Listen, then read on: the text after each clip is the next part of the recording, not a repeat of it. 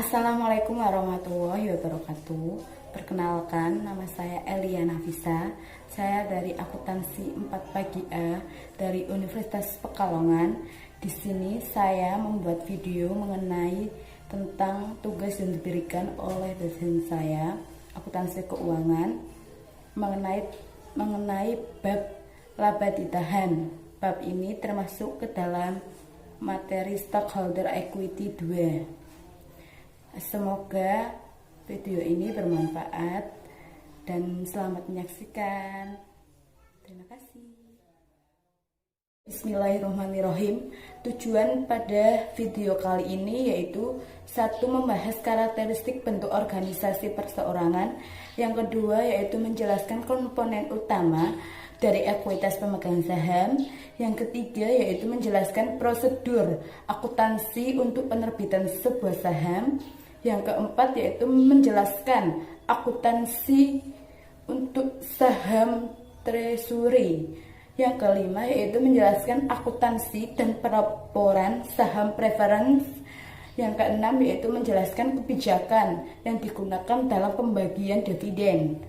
Dan yang ketujuh yaitu mengidentifikasikan berbagai bentuk pembagian dividen. Yang kedelapan yaitu menjelaskan akuntansi untuk dividen saham kecil dan besar dan untuk pemecahan sebuah saham.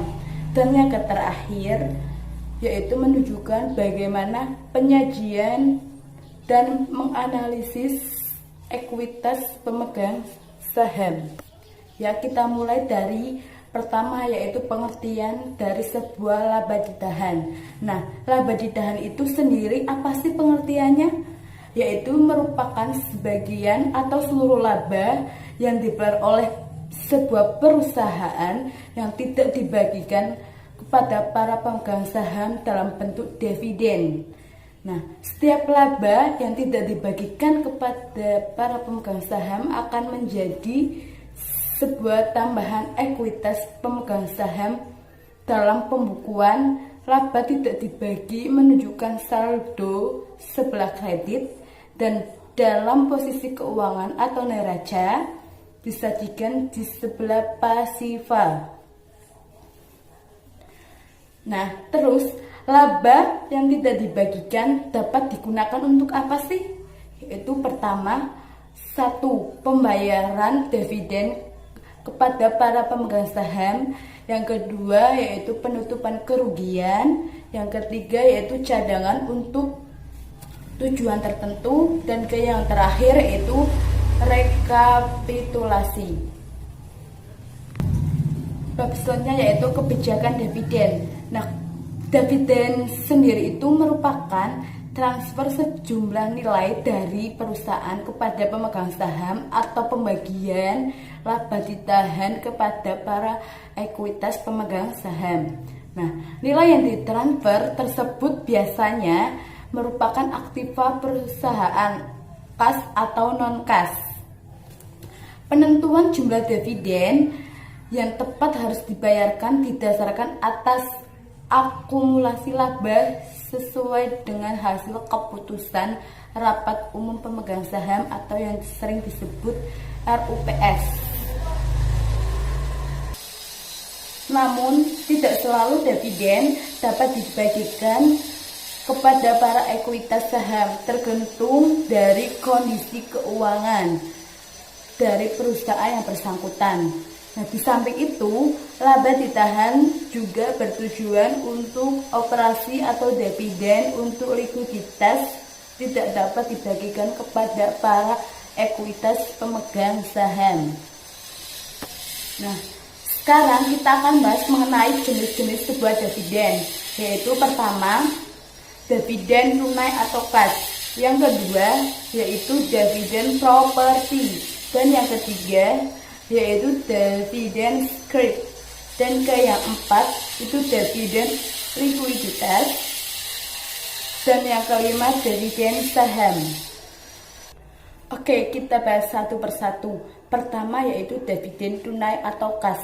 Nah, dividen tunai itu dividen yang dibayarkan kepada para pemegang saham berupa uang tunai. Berarti secara tunai ya. Dan dalam bentuk kas atau benda lainnya. Yang kedua yaitu dividend property. Nah, apa sih dividend property itu? Nah, biasanya dalam bentuk surat berharga.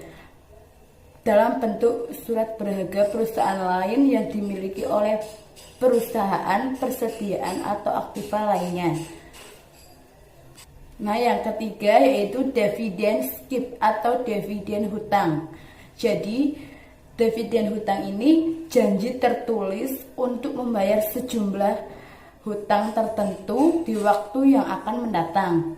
Nah, hal ini disebabkan oleh saldo kas yang tidak cukup.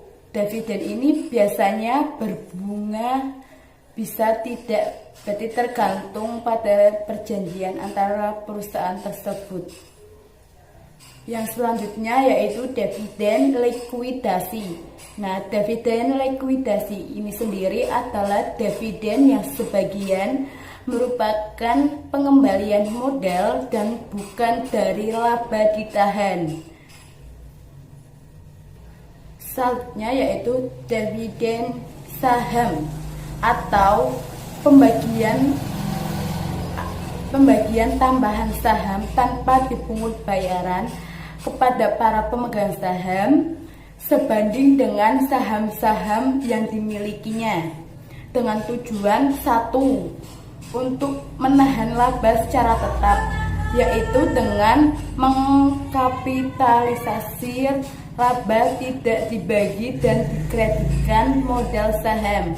Yang kedua yaitu pembagian dividen tanpa menggunakan pembayaran tunai atau aktiva yang diperlukan untuk modal kerja dan ekspansi. Dan yang terakhir yaitu untuk menaikkan jumlah saham yang beredar sehingga harga pasarnya akan turun. Nah, ukuran dividen saham sendiri itu ada dividen saham kecil dengan ukuran dari 20% dari saham yang diterbitkan dan dicatat pada nilai pasar yang wajar. Yang kedua yaitu dividen saham besar, lebih dari 20-25% dari perusahaan yang diterbitkan dan dicatat pada nilai nominal.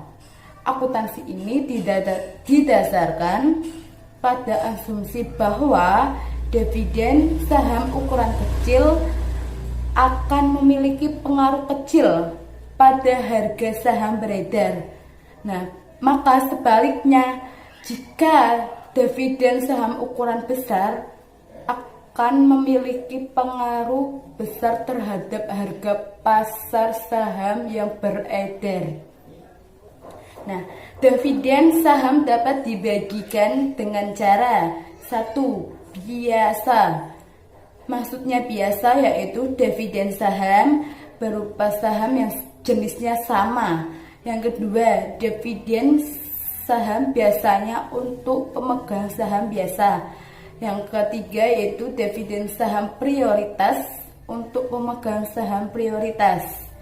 Dan yang kedua yaitu dividen saham khusus atau spesial, yaitu satu, dividen saham berupa saham yang jenisnya berbeda. Yang kedua, dividen saham prioritas untuk pemegang saham biasa. Yang ketiga yaitu dividen saham biasa untuk pemegang saham prioritas. Nah, biasanya untuk mencatat dividen saham itu terdapat beberapa yang dapat digunakan. Satu, dicatat sebesar harga pasar saat saham dibagi. Yang kedua yaitu dicatat sebesar nilai nominal pada saat saham dibagi. Dan yang ketiga dicatat sebesar harga jual sahamnya sehingga jumlah agio disagionya sama. Nah, selanjutnya yaitu pemecahan sebuah saham untuk mengurangi nilai pasar saham. Terus tidak ada jurnal dicatat untuk pemecahan saham. Yang ketiga yaitu untuk menurunkan nilai nominal dan meningkatkan jumlah saham. Nah, berikutnya yaitu mengenai penyajian analisis ekuitas pemegang saham. Itu ada 3 cara, yaitu 1 modal saham, modal dasar, yang kedua yaitu tambahan modal disetor, dan yang ketiga yaitu laba ditahan. Tadi yang saya sebutkan merupakan penyajian dan analisis ekuitas pemegang saham. Nah, laporan ekuitas pemegang saham sendiri itu biasanya disajikan dalam format 1. Saldo pada awal periode, yang kedua yaitu penambahan, yang ketiga pengurangan, dan yang keempat saldo pada akhir periode. Nah, sekian dari saya penjelasan yang saya sampaikan. Sekian dari saya. Wassalamualaikum warahmatullahi wabarakatuh. Maaf apabila dalam penyampaiannya kurang jelas, karena saya masih belajar. Sekian dulu ya teman-teman. Dadah.